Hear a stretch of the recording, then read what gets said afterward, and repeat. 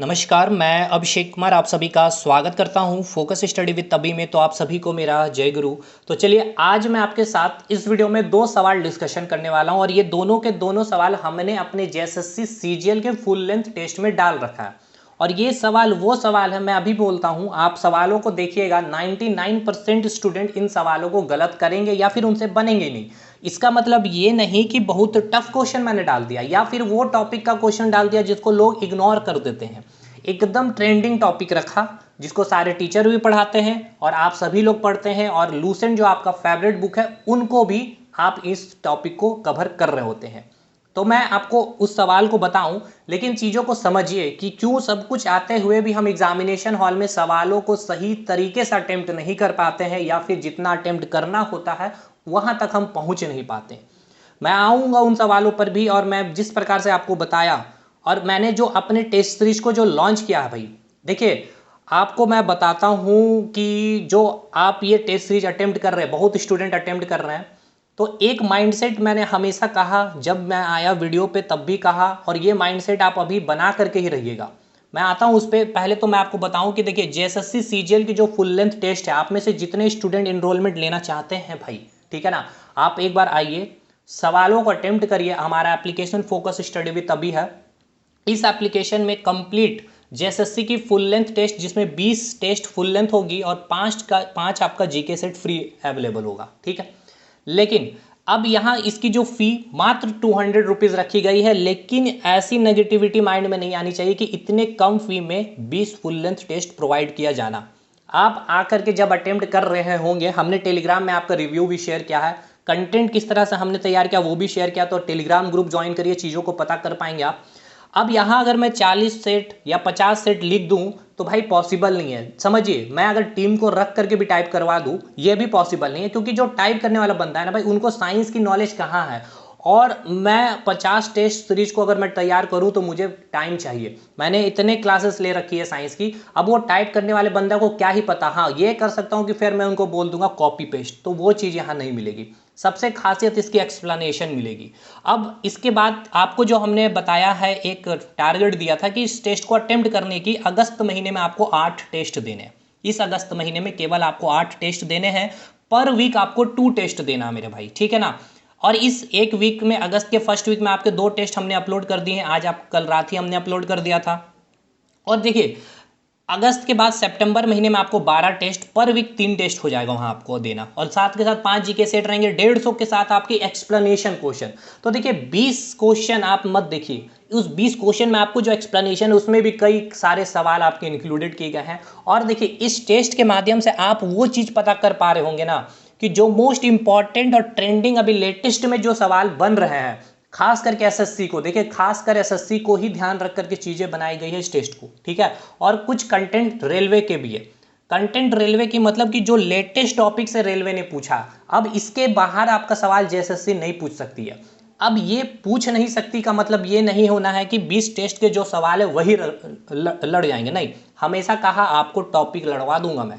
Topic कहने का मतलब अभी समझिएगा, इन सवालों के माध्यम से मैं समझाऊंगा। और मोस्ट कंफ्यूजिंग सवाल रखा हूं कि मतलब जो चीज़ें आप रेगुलर आप देख रहे होते हैं, लेकिन जस्ट उसके अपोजिट जो चीज़ें होती है वो सवाल आपके एग्जामिनेशन में बन जाते हैं, तो उन सारे सवालों को भी हमने रखा है। तो आप में से जो लोग इंटरेस्टेड है, आ करके आप एक बार इंस्टॉल करिए फोकस स्टडी विद अभी, या फिर कोई भी दिक्कत है इस नंबर से आप हमें कांटेक्ट कर सकते हैं। टेलीग्राम ग्रुप में आपको लिंक दिया हुआ, कमेंट डिस्क्रिप्शन में भी आपको लिंक दे दी गई है। आइए सवालों पे। अब देखिए सवाल देखते ही आपके मन में काफ़ी हंसी आ रही होगी, यार ये ग्रीन हाउस गैस का सवाल है, हमने तो इसे ना जाने कितने सालों से पढ़ रखा है, कितने धुरंधर टीचरों से साथ पढ़ रखा है। आइए देखते हैं सवालों की खूबसूरती के। पूछा गया सवाल कि which of the following is not a green house gas. Which of the following is not a green house gas, निम्न में से कौन सा गैस ग्रीन हाउस गैस नहीं है। आपको 4 ग्रीन हाउस आपको ऑप्शन दी गई है। आपको पूछा गया कि इनमें से कौन सी जो ऑप्शन होगी आपको बताना है कि वो ग्रीन हाउस गैस नहीं होगी। यानी ओजोन जो है आपका ग्रीन हाउस गैस नहीं है, या फिर सीएफसी आपका ग्रीन हाउस गैस नहीं है, या नाइट्रोजन आपका ग्रीन हाउस गैस नहीं है, या फिर ऑक्सीजन आपका ग्रीन हाउस गैस नहीं है। हमें ये बताइए। सीएफसी मतलब क्लोरो फ्लोरो कार्बन, ठीक है। देखिए भाई, अब तो आप फटाफट चीज़ों को समझ गए होंगे, लेकिन समझने के साथ साथ अब आपके माइंड में दो ऑप्शन आपको यानी कि सी और डी अब आपको थोड़ा सा डरा भी रहा होगा, हाँ, या फिर अब आपके मन में दूसरा चीज़ ये आ रहा होगा ये सवाल ही गलती है। चलिए हम आ जाते हैं मेन आपके मुद्दे पे कि वाटर ग्रीन हाउस गैस होता कौन कौन सा है। आपने रट रखा है water vapour, carbon dioxide, methane, nitrous oxide, ozone और सीएफसी। ठीक है, ये चीजें आपको याद है, कंप्लीट याद होगा भाई। अब देखिए ओजोन ग्रीन हाउस गैस है, सीएफसी भाई ये भी ग्रीन हाउस गैस है। अब रहा बात नाइट्रोजन और ऑक्सीजन की, तो आपके माइंड में ये भी चल रहा होगा नाइट्रोजन और ऑक्सीजन, तो भाई नाइट्रस ऑक्साइड में आपका नाइट्रोजन प्रेजेंट है और कार्बन डाइऑक्साइड में ऑक्सीजन प्रेजेंट है। इट मीन नाइट्रोजन भी ग्रीन हाउस गैस हो गया, ऑक्सीजन भी ग्रीन हाउस गैस हो गया। आपसे पूछा है कि which of the following is not a green house gas, इनमें से कौन ग्रीन हाउस गैस नहीं है, तो ओजोन भी है, सीएफसी भी है, नाइट्रोजन N2O में आ गया, ऑक्सीजन कार्बन डाइऑक्साइड में आ गया, तब तो ये ऑप्शन ही गलत है। 1 मार्क्स हमें मिल जाएगा या जीएसएससी में 3 मार्क्स हमें मिल जाएगी, ये हमारा टारगेट रहेगा। अब बताते हैं खूबसूरती इन सवालों को कैसे इनको आपको अटेम्प्ट करना। खूबसूरती ही नहीं, चीज़ों को बताऊंगा कि कब इन चीज़ों को आपको अप्लाई करना है, और ये चीज़ आपको हर एग्जामिनेशन में देखने को मिलता है और आपको काफ़ी फायदा मिलेगा इस वीडियो से। देखिए एक होता है आपका केमिकल रिएक्शन। देखिए भाई केमिकल रिएक्शन के बारे में हमने काफ़ी डिटेल में बताया था एसिड बेस सॉल्ट में, अपने वीडियोज़ में भी बताया है और हमारे एप्लीकेशन के पेड कोर्सेज में भी बता रखी है। केमिकल रिएक्शन क्या होता है, पहले हमें ये बताइए, अगर आपने पानी लिया है और पानी में अगर आपने चीनी मिला दिया है तो क्या रिएक्शन देखने को मिलता है, जो आउटकम हमें प्रोडक्ट बनने को मिलती है वो होती है आपकी शरबत। उसी प्रकार आपने पानी लिया और पानी में अगर आपने नमक मिला लिया यानी कि वाटर में अगर आपने सॉल्ट डाल दिया तो आपको देखने को मिल गया नमकीन पानी। अब ये जो प्रोडक्ट आपको मिल रही है, इस प्रोडक्ट में थोड़ी सी चीज़ों को हम अध्ययन करते स्टडी करते हैं। जो आपको मिला है शरबत, इस शरबत की मिठास कैसी है, तो मीठी है बिल्कुल, और साथ के साथ आपको पानी भी मिल रहा है, वाटर भी मिल रहा है, पानी मिल रहा है यहाँ पर प्रोडक्ट में, चीनी के कारण मिठास आ रही है। पानी नमक मिला तो नमकीन पानी, पानी भी अवेलेबल है, नमकीन भी आ गया इस नमक के कारण। अब क्या ये केमिकल रिएक्शन है या नहीं, तो देखिए केमिकल रिएक्शन किसको बोलते हैं, जब आप ये आपका पूरा लेफ्ट साइड में ये जो पार्ट इसे आप क्या कहते हैं, रिएक्टेंट यानी कि अभिकारक कहते हैं, और ये जो आपका राइट साइड इसे आप क्या कहते हैं, लेफ्ट साइड हो गया, ये राइट साइड हो गया, इसे आप क्या कहेंगे, उत्पाद, या फिर इसे आप क्या कहते हैं, प्रोडक्ट कहते हैं। तो जो प्रोडक्ट होता है, केमिकल रिएक्शन की मैं डेफिनेशन बता रहा हूं, देखिए यहीं से आपका ये सवाल बनेगा, ये जो उत्पाद बना या ये जो प्रोडक्ट बना है, ये जो प्रोडक्ट बनता है जब केमिकल रिएक्शन होता है, जब रासायनिक अभिक्रिया होती है, तो इस प्रोडक्ट में इस रिएक्टेंट की, ठीक है ना, जो भागीदारी होती है, उस भागीदारी की जो प्रॉपर्टीज होगी इस प्रोडक्ट में अवेलेबल खत्म हो जाती है, अवेलेबल नहीं होती। मैंने क्या बोला, मैंने ये बोला कि अगर मैं केमिकल रिएक्शन की बात कर रहा हूं तो आपका जो केमिकल रिएक्शन होने के बाद जो आपको प्रोडक्ट देखने को मिला शरबत, इस शरबत में, ये शरबत बना कैसे, पानी और चीनी को मिला करके, तो इस शरबत में इस पानी और चीनी की प्रॉपर्टीज इसमें नहीं होनी चाहिए। तो लेकिन हमने देखा कि शरबत में पानी की भी प्रॉपर्टीज है और चीनी की भी प्रॉपर्टीज अवेलेबल है, यानी कि ये तो आपका केमिकल रिएक्शन होने से रहा, यानी नहीं है। नमकीन पानी में भी पानी है, नमकीन नमक के कारण, तो ये भी केमिकल रिएक्शन नहीं होगा। अब देखिए इसका एग्जाम्पल केमिकल रिएक्शन का, मैंने लिया एसिड प्लस सॉल्ट।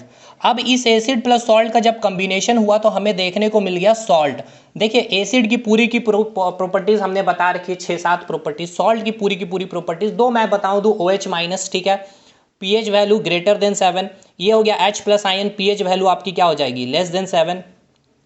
तो ये आपकी जो प्रॉपर्टीज है। अब बात किया आपने सॉल्ट की, तो इसकी पीएच वैल्यू कितनी होती है, 7, ठीक है ना, और ये क्या होता है, न्यूट्रल यानी कि उदासीन। तो इस सॉल्ट में कहीं भी आपको एसिड की प्रॉपर्टी या फिर इस salt, sorry acid plus base, ठीक है ना, एसिड प्लस बेस, माफ करिएगा, एसिड प्लस बेस, एसिड बोले तो अम्ल और बेस बोले तो क्षार, ठीक है ना, एसिड प्लस बेस अम्ल हो गया ये आपका। तो इस सॉल्ट में यानी या जो आपका लवण बना या जो नमक बना है, इस सॉल्ट में कहीं भी आपको एसिड की प्रॉपर्टीज अवेलेबल है, नहीं। क्या कहीं बेस की प्रॉपर्टीज अवेलेबल है, नहीं। तो ये आपका हो गया केमिकल रिएक्शन। तो आपका जो डाउट है कि सर CFC और ओजोन ये तो हमारा ग्रीन हाउस गैस है, ठीक है, नाइट्रोजन, तो नाइट्रोजन एक हमारा ग्रीन हाउस गैस है N2O और एक है हमारा CO2 भी। तो इस N2O में आप बोल रहे हैं सर नाइट्रोजन अवेलेबल है और इस CO2 में आपको ऑक्सीजन अवेलेबल है, इसलिए आप बोल रहे हैं कि नाइट्रोजन और ऑक्सीजन दोनों ही ग्रीन हाउस गैस है। या फिर आप कहेंगे ये नाइट्रोजन और ऑक्सीजन दोनों ग्रीन हाउस गैस नहीं, क्योंकि प्रॉपर वे में कहीं नाइट्रोजन अकेले वो प्रेजेंट होगा नहीं एज ए एलिमेंट, या फिर बोल सकते हैं एज ए मॉलिक्यूल्स, ठीक है, नहीं होगा, ऑक्सीजन भी प्रेजेंट नहीं होगा। ये N2O में आपका कहना है कि नाइट्रोजन होगा और इस कार्बन डाइऑक्साइड में आपका कहना है कि ऑक्सीजन होगा, ठीक है, तो ये क्वेश्चन ही गलत है, ठीक। अब देखिए अब आइए चीज़ों को समझिए यहाँ से। आपका कार्बन जो है ऑक्सीजन से कंबाइन करता है या फिर कार्बन का कंबशन होता है तब बनता है कार्बन डाइऑक्साइड। और उसी प्रकार अब यहाँ समझिएगा केमिकल रिएक्शन के बारे में। तो ये जो आपका प्रोडक्ट बना है P फॉर प्रोडक्ट और ये हो गया आपका रिएक्टेंट। ये जो आपका प्रोडक्ट बना है इस प्रोडक्ट में आपकी कार्बन की प्रॉपर्टीज़ नहीं होती है और ना ही इसमें ऑक्सीजन की प्रॉपर्टीज़ होती, क्योंकि केमिकल रिएक्शन रासायनिक अभिक्रिया का मतलब ही वही हुआ कि जो आपका प्रोडक्ट बना है उस प्रोडक्ट में इस रिएक्टेंट की प्रॉपर्टीज़ खत्म हो जाती है। तो इट मीन्स इस कार्बन डाइऑक्साइड में ऑक्सीजन एब्सेंट है और उसी प्रकार आपका नाइट्रस ऑक्साइड में आपका नाइट्रोजन एब्सेंट होता है। तो आप फिर कंफ्यूज हो गए कि सर नाइट्रोजन और ऑक्सीजन यानी कि नाइट्रोजन N2O में अवेलेबल नहीं है और ऑक्सीजन कार्बन डाइऑक्साइड में अवेलेबल नहीं है, यानी कि नाइट्रोजन और ऑक्सीजन दोनों ही ग्रीन हाउस गैस नहीं है। तो अब यहाँ पर टिक कैसे लगाएंगे? तो देखिए पहला तो चीज़ ये आइडेंटिफाई कर लिया आपने कि नाइट्रोजन और ऑक्सीजन इसका सही उत्तर है। समझिएगा, ग्रीन हाउस गैस आपने पढ़ रखा है भाई, क्या ये आप कभी अभी तक आइडेंटिफाई कर पा रहे थे? नहीं। अब इतना बताने के बाद भी आप आइडेंटिफाई नहीं कर रहे।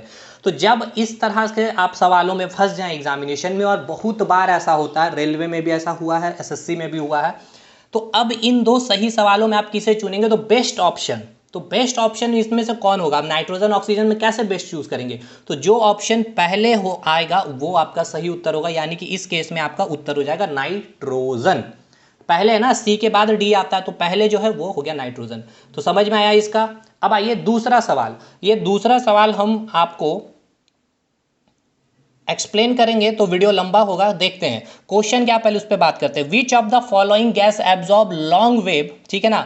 अब बहुत ही शानदार सवाल है ये भाई, ठीक है ना। निम्न में से कौन सा गैस दीर्घ तरंग को अवशोषित करती है? अब लॉन्ग वेव आपको समझ में आ रहा है कि नहीं? देखिए लॉन्ग वेव की अगर बात की जा रही है यहाँ पे, अगर लॉन्ग वेव की बात की जा रही है, लॉन्ग वेव, ठीक है ना, लॉन्ग वेव की अगर बात की जा रही है इसका मतलब इंफ्रारेड और यूवी रे। भाई आपने ग्रीन हाउस गैस तो पढ़ा है ना, ग्रीन हाउस गैस पढ़ा तो लॉन्ग वेव के बारे में पढ़ा होगा और एक शॉर्ट वेव के बारे में पढ़ा होगा, आपने पढ़ा ही होगा। सॉरी, लॉन्ग वेव आपका नहीं होगा, शॉर्ट वेव हो गया आपका इंफ्रारेड और हो गया आपका अल्ट्रा वायलेट रे, ठीक है। लॉन्ग वेव आप किसको बोलते हैं? इंफ्रारेड को बोलते हैं, ठीक है ना। लॉन्ग वेव आप किसको बोलते हैं? इंफ्रारेड को बोलते हैं, ठीक। तो अब ये बताइए कि which of the following gas absorb long wave, यानी कि CFC, निम्न में से कौन सा गैस दीर्घ तरंग को अवशोषित करती है? CFC, नाइट्रोजन, ओजोन और ऑक्सीजन। ये भी ग्रीन हाउस गैस का पार्ट है, इसको हम एक्सप्लेन करते हैं थोड़ा सा। देखिए ग्रीन हाउस गैस होता क्या है और ग्रीन हाउस इफेक्ट क्या होता है उसको पहले आपको समझना होगा, इन दोनों के बीच के अंतर को समझिए। देखिए ये आपका सन है, ठीक है ना। सन से जो भी किरणें रे आ रही होती है हम उसे नाम देते हैं शॉर्ट वेव का, और ये शॉर्ट वेव कॉम्बिनेशन होता है अल्ट्रा वायलेट रे और इंफ्रारेड का, ठीक है ना। अल्ट्रा वायलेट रे और इंफ्रारेड का, पारावैंगनी किरणें और अवरक्त किरणें। अब ये भी चीज याद रखिएगा कि इनमें से जो इंफ्रारेड होता है इसकी वेवलेंथ ज्यादा होती है, यानी अगर मैं लिखूं कि lambda value of infrared greater than lambda value of UV ray, यानी कि जो वेवलेंथ होती है अवरक्त किरणें की वो ज़्यादा होती है किससे? पाराबैंगनी किरणें से। ये चीज़ आपको याद होना चाहिए, ये चीज़ें हमने पढ़ा रखा है इलेक्ट्रोमैग्नेटिक वेव में, फिजिक्स चैप्टर में। तो सूर्य से जो किरणें आती हैं हम उसे कहते हैं शॉर्ट वेव, ठीक है। ये है आपका एटमॉस्फेयर। अब इस एटमॉस्फेयर में आपको क्या क्या सवाल के लिए देखें यहाँ से पूछा जाता है आपको, ये देखिए ये तरीका पढ़ने का, चीज़ों को कैसे रिवाइज किया जाता है। इसमें आपको पता है नाइट्रोजन प्रेजेंट है, ठीक है, कितना परसेंट? 78%। ऑक्सीजन परसेंट कितना? 21%। आर्गन इनर्ट वाला गैस जो सबसे अधिक मात्रा में होता है 0.93%, और जो आपका कार्बन डाइऑक्साइड है ये आपका 0.03%, ठीक है ना भाई। यही चीज़ प्रेजेंट है कि नहीं? नाइट्रोजन है, यही चारों से आपको याद होना भी चाहिए। तो इस एटमॉस्फेयर में ये सारे गैसेस, इसके अलावा और भी बहुत सारे गैसेस प्रेजेंट है। तो ये क्या किया एटमॉस्फेयर ने, सूर्य से जो आपकी शॉर्ट वेव आ रही थी यानी जो लघु तरंग आ रही थी उसको आने दिया। लघु तरंग बोले तो अल्ट्रा वायलेट रे और इंफ्रारेड को आने दिया। जब ये वेव, ये जब शॉर्ट वेव जब इस पृथ्वी से टकराती है तो टकराने के बाद ये शॉर्ट वेव बदल जाती है लॉन्ग वेव में, यानी कि दीर्घ तरंग में बदल जाती है। लेकिन क्या देखा जाता है कि जब ये पृथ्वी से टकराती है तो यूवी रे जो थी आपकी ये यहीं पर रह जाती है, ठीक है ना। लेकिन ये जो इंफ्रारेड होती है, ये इंफ्रारेड पृथ्वी से टकराने के बाद ये वापस रिटर्न होती है। रिटर्न होने के बाद, रिटर्न तो हो रही है, सही चीज़ है, लेकिन ये एटमॉस्फेयर में जाकर के एब्जॉर्ब हो जाती है, ये एटमॉस्फेयर से बाहर अंतरिक्ष में नहीं जा पाती है। तो समझिए जो पृथ्वी में आपको जो टेम्परेचर इंक्रीज, ठीक है ना, हीटिंग इफेक्ट देखने को मिल रहा है, तो ये जो किरणें आ रही है तो भाई सिंपल सी बात है, इसकी अपनी ऊष्मा है कि नहीं, इंफ्रारेड की भी है, यूवी रे की भी है। तो पृथ्वी का तापमान भी इंक्रीज होने के पीछे इसका बहुत बड़ा कारण है। ठीक, अब यहां से इंफ्रारेड को क्या था, वापस चला जाना चाहिए था अंतरिक्ष में, लेकिन वो जा नहीं पाया, जा नहीं पाया, ठीक है ना। अब समझिएगा, जा नहीं पाया, उसको एब्जॉर्ब कर लिया गया इस एटमॉस्फेयर में। अब ये एटमॉस्फेयर में इसको एब्जॉर्ब किया गया, तो कौन से गैस यहां पर शामिल थे जिसने क्या की, इस इंफ्रारेड को या फिर कहें तो इस लॉन्ग वेव को एब्जॉर्ब करने की कोशिश की। तो वो गैस जिसने इस लॉन्ग वेव को या इंफ्रारेड को एब्जॉर्ब किया, उसको आप कहते हैं ग्रीन हाउस गैस। जैसे कि वाटर वेपर, उसके बाद आपने कहा कार्बन डाइऑक्साइड, उसके बाद कहा मीथेन, उसके बाद कहा नाइट्रस ऑक्साइड, उसके बाद कहा ओजोन, उसके बाद आपने कहा CFC। अब मैं इसको जैसा तैसा बोल देता, लेकिन मैंने पूरा सीक्वेंस में बोला, इसके पीछे भी रीजन है और वही ये सवाल बनता है यहां से, ठीक है ना। ये जो सवाल मैंने लिया, तो वो सारे गैस यहाँ पर जो प्रेजेंट थे, जो मैंने अभी 6 के 6 गैस के नाम लिए, वो सारे 6 के 6 गैस इस लॉन्ग वेव को क्या कर लिया, एब्जॉर्ब कर लिया। तो वो गैस जिसने लॉन्ग वेव को या फिर जो दीर्घ तरंग को एब्जॉर्ब करता है या इंफ्रारेड को एब्जॉर्ब करता है, उसे हम कहते हैं ग्रीन हाउस गैस, ठीक है ना। लेकिन अब इस ग्रीन हाउस गैस ने जो लॉन्ग वेव को एब्जॉर्ब किया ना, जो लॉन्ग वेव को एब्जॉर्ब किया, इसके कारण क्या इफेक्ट देखने को मिलता है, इस इफेक्ट को बोलते हैं हम लोग ग्रीन हाउस इफेक्ट। तो क्या इफेक्ट मिलता है भाई, सिंपल सी बात, ये लॉन्ग वेव वापस जा रहा था, अगर ये वापस एटमॉस्फेयर से बाहर अंतरिक्ष में चल जाता तो ये अच्छी चीज थी, लेकिन ये लॉन्ग वेव है, दीर्घ तरंग इंफ्रारेड है, जिसकी लैम्डा वैल्यू सबसे ज्यादा है, तो इसके पास अपनी भाई किरण है, रे है, वेव है, तरंग, तो इसके पास अपनी ऊष्मा होगी, तो इसके कारण इस एटमॉस्फेयर का टेम्परेचर क्या होता है, इंक्रीज हो जाता है। तो देखिए, टेम्परेचर इंक्रीज हो गया, ये इफेक्ट हमें मिला। क्या इफेक्ट मिला, इस ग्रीन हाउस गैस जो यहाँ अवेलेबल थे, 6 के 6 गैस ने लॉन्ग वेव को एब्जॉर्ब किया, तो इस एटमॉस्फेयर का टेम्परेचर को इंक्रीज कर दिया।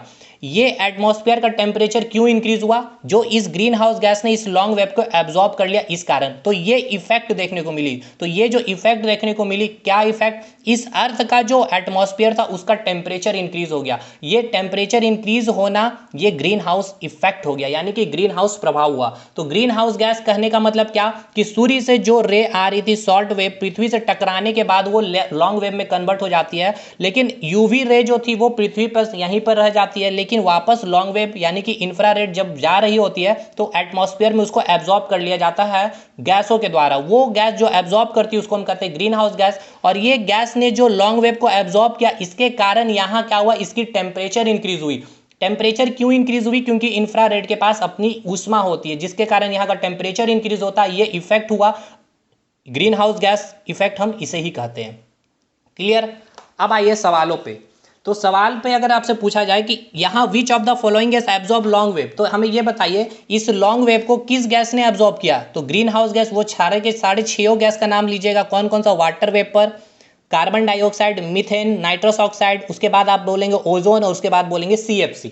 यही जवाब होगा भाई। ये आपका वाटर वेपर, CO2, मीथेन, ये सारे गैस ने क्या किया, लॉन्ग वेव को एब्जॉर्ब किया। लॉन्ग वेव बोले तो इंफ्रारेड को एब्जॉर्ब कर लिया, ठीक है ना। इंफ्रारेड को एब्जॉर्ब किया तो जिसके कारण इस एटमॉस्फेयर का टेम्परेचर इंक्रीज हो गया, ठीक है। ये 6 के 6 गैस कहाँ प्रेजेंट है, हमारे एटमॉस्फेयर में प्रेजेंट है। इसके अलावा भी बहुत सारे गैस है, लेकिन जो गैस इंफ्रारेड को या फिर कहें लॉन्ग वेव या दीर्घ तरंग को जो एब्जॉर्ब करती है, उसे ही हम नाम देते हैं ग्रीन हाउस गैस। और इसके कारण जो इफेक्ट देखने को मिला कि हमारे अर्थ का जो एटमॉस्फेयर है, यानी हमारी जो पृथ्वी है, पृथ्वी की जो वायुमंडल है, उसकी टेम्परेचर इंक्रीज हो गई।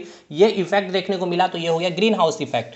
तो अब किस गैस ने लॉन्ग वेव को एब्जॉर्ब किया, ये 6 के 6 गैस ने एब्जॉर्ब किया। तो चलिए ऑप्शन देखते हैं, CFC बिल्कुल सही होगा, ये भी एब्जॉर्ब किया है, ठीक है ना। Which of the following gas absorb long wave, nitrogen, चलिए नाइट्रोजन रहने से रहा, ये तो अब हटा दीजिएगा, और ऑक्सीजन भी आप हटा दीजिएगा, ठीक है ना, क्योंकि नाइट्रोजन लॉन्ग वेव है नहीं, ये आपका ग्रीन हाउस गैस है नहीं, ऑक्सीजन भी आपका ग्रीन हाउस गैस नहीं, ये मैंने यहाँ क्लियर कर दिया।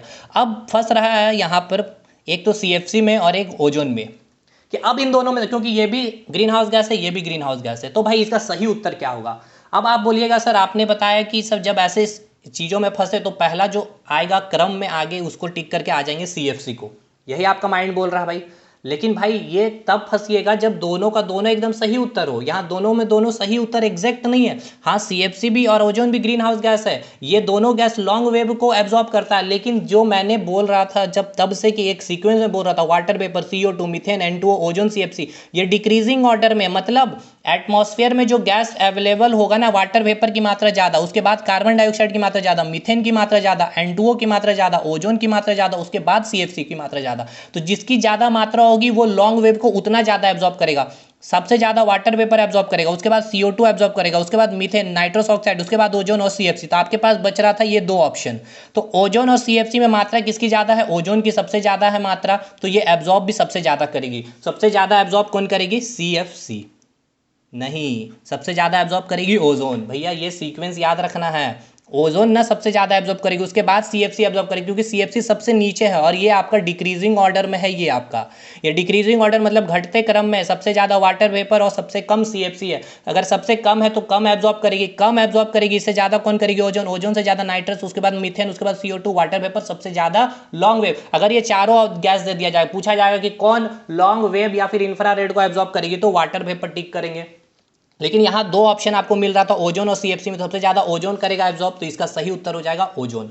चीज़ें समझ में आई? तो देखिए, ग्रीन हाउस गैस तो हम बहुत टीचरों से पढ़ लिए हैं और अभी आपको बताया भी गया था कि इस बार अभी ये हमारे फेवरेट टीचर, ठीक है ना, पटना के, उन्होंने आके बढ़ाया भी था ग्रीन हाउस गैस के बारे या फिर ग्लोबल वार्मिंग के बारे, है ना, भूमंडलीय तापन के बारे में।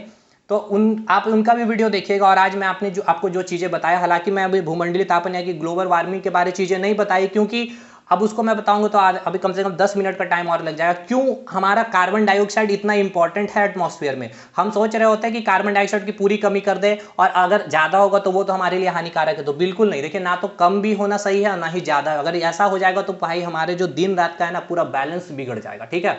इसलिए खैर, तो देखिए, सवालों को इस तरह से चीज़ों को समझने की कोशिश करिए। बाकी एक बार हमारे साथ जुड़ करके देखिए, काफ़ी आनंद मिलेगा कंटेंट क्वालिटी के साथ। ना केवल टेस्ट सीरीज की मैं बात करूं, हमारे साथ कॉम्बो बैच वगैरह सब कुछ अवेलेबल है। एक बार पढ़ के देखिए, शिद्दत के साथ चीज़ों पे काफ़ी मेहनत की जाती है। मिलते हैं अगले वीडियो में, तब तक के लिए। कितने लोग सही जवाब दिए थे ये भी आप हमें बताइएगा। ऑलमोस्ट देखिए, अब ऐसा नहीं है क्या, यकीनन अगर आपने गलत किया तो कमेंट करिए गलत किया। चलिए, मिलता है अगले वीडियो में, तब तक के लिए धन्यवाद।